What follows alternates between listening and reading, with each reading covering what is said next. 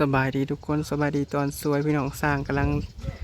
มาเฮ็ดเงินหายอีกวันที่2พี่น้องตอนนี้เพราะว่าเพิ่นหยุดไป2 มื้อเพิ่นกำลังเริ่มมาอัน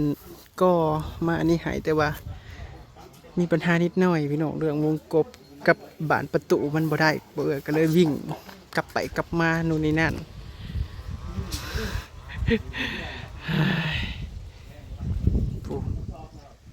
เป็นไงเฮ้ย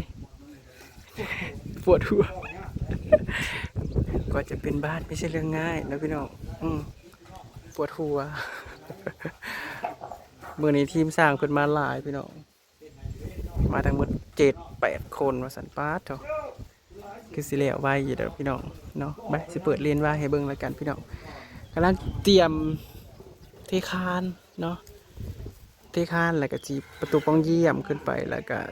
กระติดขึ้นไปหอนี่แล้วก็จะเทคานอีกรอบนึงคือติดหอดเทิงแบบนี้เนาะอันนี้ทีมสร้างกำลังเฮ็ดอยู่เฮ็ดกินแต่ขวาหนูเอาหนูมาได้ใส่บัดนี้นะใส่กลับมาน่าจะคใส่กลับมานะครับในหน้าโต๊ะปาดขวาหนูขาดขนาดผุดออกเบิ่งทางนี้กันประวัติอันให้สร้างเพิ่นหาอยู่หากินเองพี่น้องจ้างขาดโตเครียดอยู่ดีๆจะมาเว้าอยู่ชื่อบ้านบ่ได้กินน้ำมื้อเช้านี่เป็นกินบ่แล้วมันอยากให้เจ้าออกน้ำมื้อเช้าได้บ่น้อยเดียวเลยนะไอ้อยากกินก้อนอีก2 เบือกเลยปั๊บบ่แล้วมันออกกันไปชื่อบ่พ่ออยากไปชื่อก็ไปชื่อกินแล้วแต่ออกตัวนี้อันข้างหลังตัวนี้จะเป็นห้องน้ำพี่น้องหลังออกมานี่จะเป็นห้องน้ำออกมานี่ตัวนี้จะเป็นประตูหลังครัวเนาะตัวนี้ติดปกติเด้อทุกคนติดตามเหลี่ยมเสาปกติแล้วก็สาวขึ้นเนาะตามสร้างเตี้ยจัดการสร้างเตี้ยเอาเขาคักเด้อ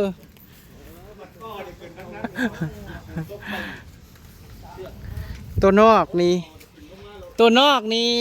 FC ก็ถามมาเซลอยู่ว่าบ่เคยเห็นเด้อติดแนวนี้ว่าสั่นอันแม่นบ่เบิ่งคือความหมายจังซี่เนาะพี่น้องบ่เอื้ออันนี้คือความหมายของบ่เอื้อเนาะไอ้ลายลังนี่แหละพี่น้องเห็นลายลังที่เพิ่นติดเหลี่ยมในเนาะทุกคนบ่เอื้อบ่อยากไ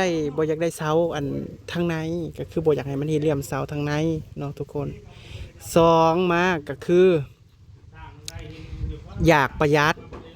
ดแนวใดวัดติสมมุติว่าเฮาสาบตัวนี้มาเนาะพี่น้องเฮาสาบตัวนี้มาแล้วก็ตัวนี้ก็บ่จำเป็นต้องมาแต่งเสาพี่น้องมีแต่ว่าเฮาสาบคัดหนามันบ่ให้มันเห็นหูเล็กตัวนี้เนาะมีแต่สาบปิดแล้วทาสีเอาโลดพี่น้องคือความหมายว่า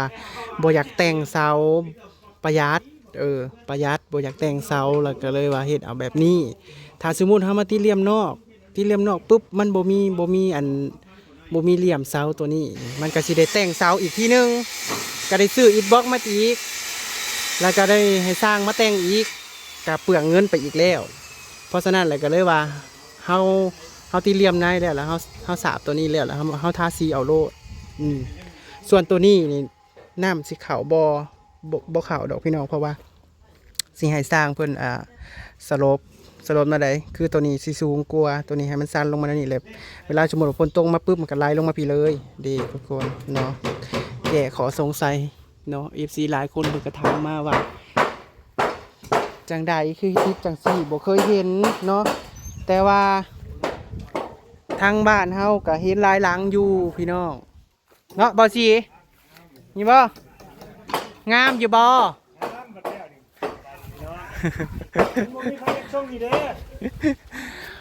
คอยเห็นอยู่ปากซ่องน่ะก็หลายหลังแล้วแม่นบ่แบบคือความหมายว่าเฮาอันหยังก็เฮาสาบเสาแล้วเฮาทาสีเอาโลดเฮาบ่อยากมาแต่งเสา เฮาอยากประหยัดตัวนั้น เพราะว่าเอาสีแต่งเอาแล้วพอฮะกะความหมายความ เออ เฮ็ดแล้วนี่แหละปูกระโลแล้วมัน อีก เจ๋งจับเจ๋งกุกซอย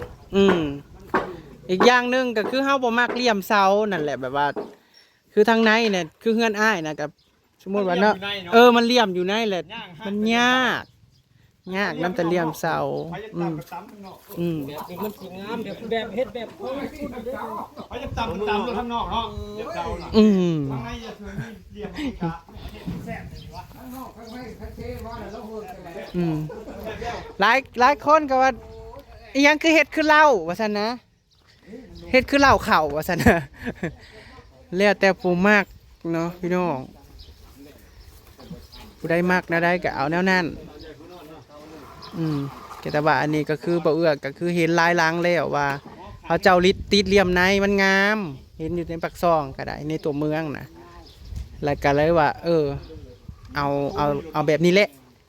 เพราะว่าทางบ้านเฮาก็บ่ทันได้บ่ค่อยเห็นผู้ใดเฮ็ด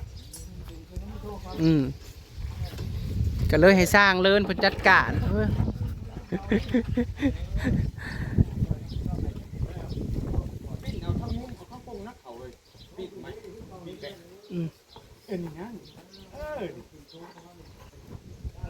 เพราะ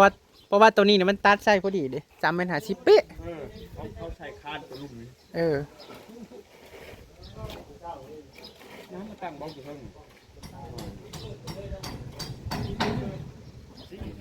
ไปขึ้นพาเบิ่งทั้งเทิงก่อนพี่น้อง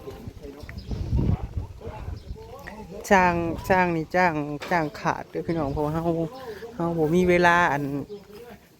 ลามาเฮ็ดอยู่ให้กินให้เพิ่นเตี้ยบ่เฮ็ดบันไดนี่ก่อนขึ้นยากนี่ฮะอันนี้บ่ได้ตีปลาไปเลยบ่อันปลาไว้ก่อนเฮาบ่มีเงินซื้อประตูใหญ่ยังบ่มีเงินซื้อประตูใหญ่เอาเตี้ยเอาก็ได้ว่าติดปลาไว้กาวบ่มีแต่ได้ประตูซะก่อนจังมาติดเนาะเอาเตี้ยถ้าจะเฮ็ดแบบนึงก็ได้แบบใด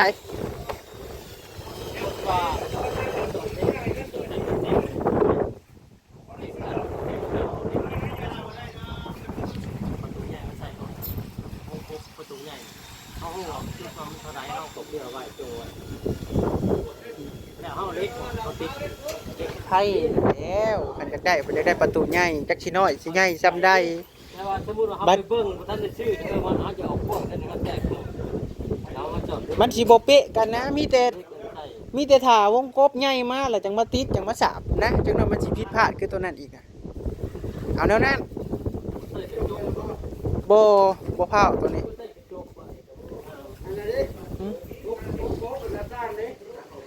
หน้าต่างติดแล้วก็สาบไว้เพราะว่าเฮาสิใส่กระจกเอาเตี้ย50 เมตร 50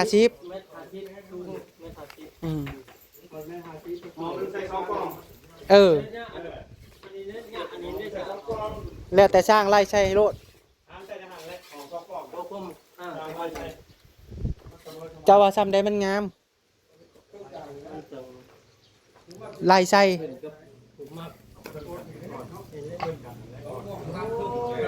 มันหานเนาะมันหานอยู่ในกะนี่เนาะ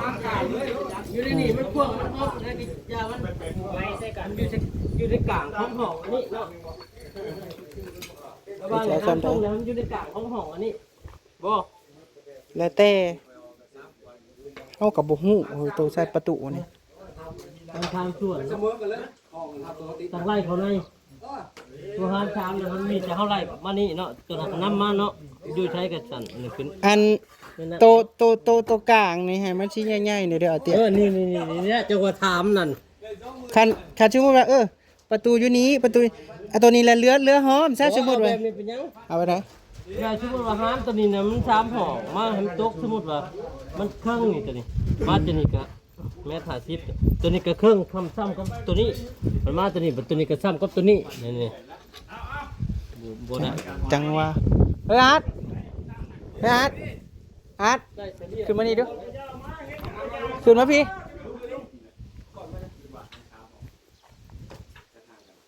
เฉลี่ยสิแปด หืม มันมีอย่างว่ามันปลุกมันมาชุดนี้มันคือแปลก สามเฉลี่ย3ห่อ มันมาชุดนี้มันคือแปลกแล้ว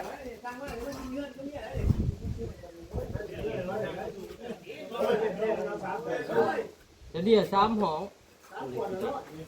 จะเลยซ้ เฉลี่ยช่องว่างอันนี้ก็ช่องตรงกลางก็ช่องตัวนี้ให้มันซ้ำกันเป๊ะ ำ ๆก็แค่นั้น เอาแล้วนำปะน้ำเอาแล้วไดเราว่าเฉลี่ยหารในห้องนี่นะหาร3 3ห่อก็ ขดกับบ่ฮู้คือกันมีเท่าใดมันจะงามก็เอาโลด ขึ้นก็กูจะเอาที่กันแน่ บ่เฮาบ่อยากเอาเขาที่ ที่มันเฉลี่ยสิกันแล้วมันสับกันเลย เฮ้ยอันตัวนี้แน่นเอาเตี้ยว่าหาร3นี่นะหน้าต่างนะจะหน้าต่างน่ะเอาใกล้กันซ้ำใดหั่นดิก็ไม้น่ะเนี่ยนะกระจกนี่นะ แล้วมันก็เฉลี่ยเอาบ่เขาว่าเฉลี่ยของตัวทิศบล็อกผมหมายนะจากนี้มาในทิศบล็อกมันถึง50จากนี้ในห้องกลางก็50ผมหมายเฉลี่ยห่างเท่ากับ50คือแบบบ่ จะใช่แล้วมันจะเฮ็ดคือเขาตั้งมุ้งกลมอันเดียวนะบ่ วงกลมอันเดียวอันอันนึงอันนี้อันนึ แล้ว ง เจ้าที่จ้งไว้ หาชิจ้งล้อมกลาง เข้าใจฮะความหมายอยากเฮ็ดให้มันอยู่ช่องอันแล้วนี่อีกนึงอยู่แล้วนี่บ่ เออ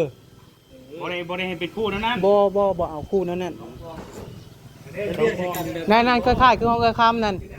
แต่ว่าห้องกระค่ำเนี่ยคือว่าตรงคือกลางมันน่ะมันอยากหอมบ่ พวกเอ้ย กว้างบ่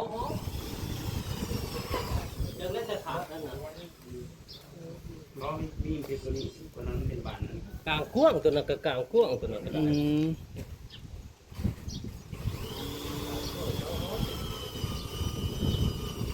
เฉลี่ยได้ซ้ำกันบ่ อะไรเฮ้ย ห้องเงินเราบ่ได้กลัว ห้องเงินเรามันแคบ คันเฉลี่ยสิซ้ำกันมันก็สิ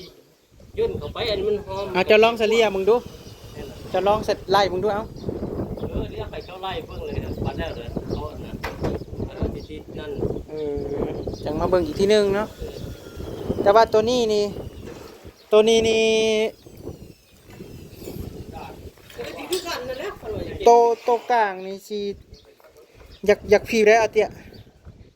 โตกลางนี่อยากพี่ได้ตัวนี้นะ จะให้เอาห้าง เพราะว่า เอาห้างเอาห้างที่บ่ห้องนี้เฮาจะได้กว้างเด้อทางกลางมันเติเอาสมมุติว่าเอาเท่าใดแล้วก็ออกมาได้50มันเท่าใดที่เราเฮากูแบบว่า ตัวนี้มันเท่าไหร่วะตัวนี้มันเท่าไหร่วะ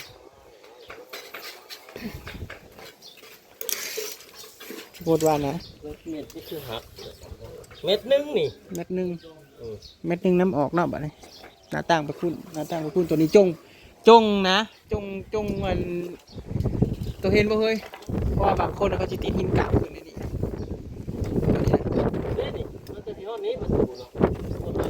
ตัวนี้50 เออ มันจะไป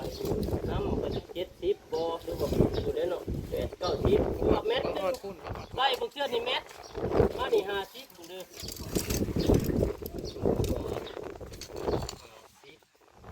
ลูกนี่เอาไปเม็ด ใช่เขาใช้เม็ดนี่ใช่เม็ดนี่ ขีดรวบแต่ว่า พี่ เดี๋ยวมันก็จะได้เม็ดบ่เม็ดปลาอีกน้อย น้อยหนึงเพราะว่าเฮา เม็ เน้ ด น กลัว อืม เอาออกทุกครั้ง ไปเนาะพี่น้องสร้างคนกำลังเริ่มตีอันนี้ตกลงกันเรื่องหน้าต่างกับตรงนี้พี่น้องคันมีเงินก็สิไว้คันมีเงินเนาะตีหินกรุงหินกาบหรือว่าคันบ่มีกับกระเบื้องนะพอได้ตกแต่ง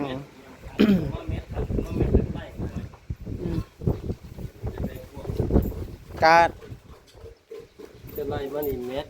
เม็ดจะมีปัญหาจิ๊บเม็ดหาจิ๊บจะไล่มันเม็ดหาจิ๊บเลือดจะหันแต่เก่า ตัวนี้ไว้เฮ็ดน้องก้อยประเค็ง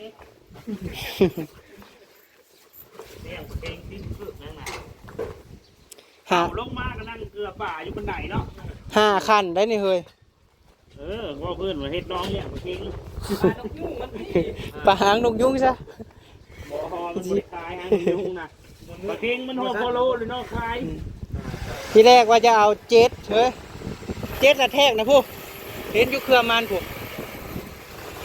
มันเยินโพดบัดนี้เดี๋ยวเราเอาห้าเพราะว่าไว้เนี่ยหัวเจ็ดนี่ก็เปลืองปูนเปลืองกระเบื้องเปลืองหยังอยู่ดีก็พอแห้งเลยเอาแต่หาซะหาเนี่ยก็จุอันนั้นอยู่พอดีเดี๋ยวโย่เฮ้ยเราดังไฟวืดๆเลยกล้าเขาใกล้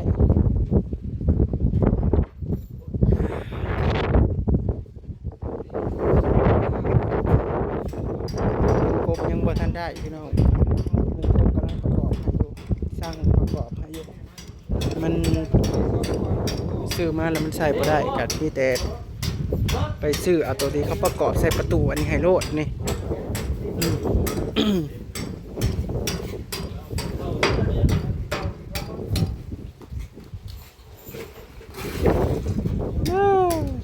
เสียนวับเด้อเนาะสร้างสีคือมะกอ ก่อได้ยังไง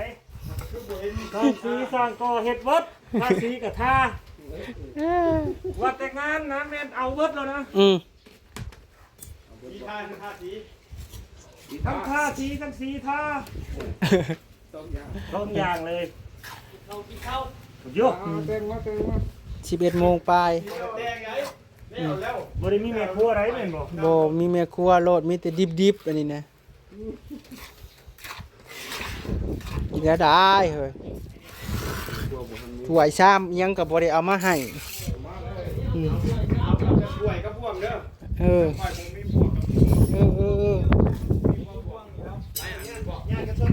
ใบมันเท่านั้นปิดได้เด้อบ่ให้ดอกคิดมาเฮ็ดพวงเอาอ้าวมือแรงจังสิเตรียมมาให้ก้นก็ได้อยู่บ่ คนบ่ถามมึงสักคน เริ่มมันจะได้เด้อเวทอีกเด้อ อยากกระโมกเป็นหัวจะได้ทั้งนี้มันแมงเบิดแล้วนี่ให้หมออาดเอางัวมาผูกกินอยู่ งัวบ่กินใบอันนี้บ่มันขี้พุ่นมันสิกินบ่หมอนี่ ขี้ดินโอบมันชัดโอ้ยบัดลงไปฟังไปเฒ่าในบ้านนี่ฉันบ่เห็นยังเด้มันหิวคนบ่เก็บจังว่า งัวหิวอันนั้น แดกโอบไปมันอันนั้นเกี้ยใช่ในเรียกจะเกี้ย ตกเอาห้ำว่านเฮ้ย ว่าได้อยู่แล้ว เดี๋ยวอันมือแรงจังสิเอาถ้วยเอาบ่วงยังมาไว้ให้พอได้ใส่มันจุลหูเผยทักสิเอายังแน่มาให้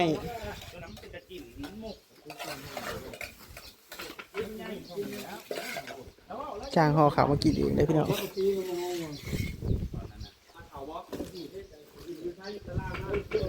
กินตารางก็ได้เฮ้ยแอดสาดตัวบ่มีบ่เคยยืมในนั้นจักคืน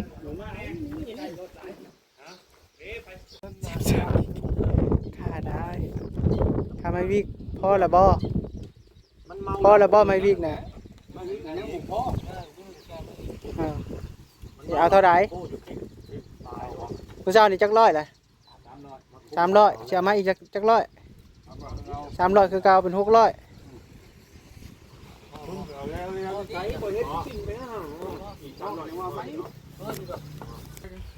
ปตัดบาดสิเอาให้ตัดบ่เราค่าไม่พี่น้อง ค่าไม่เขาเป็นค่ายังเด้ไปน้ำเป็นชิมสร้างกินเขาไปเนาะก็จะไปหาซื้อน้ำแข็งสักก้อนที่เขากินเขาด้วยกันพี่น้องมันนี่แหละคือแลนไปแลนมานี่เดี๋ยวพี่น้องบริษัทคลิปไป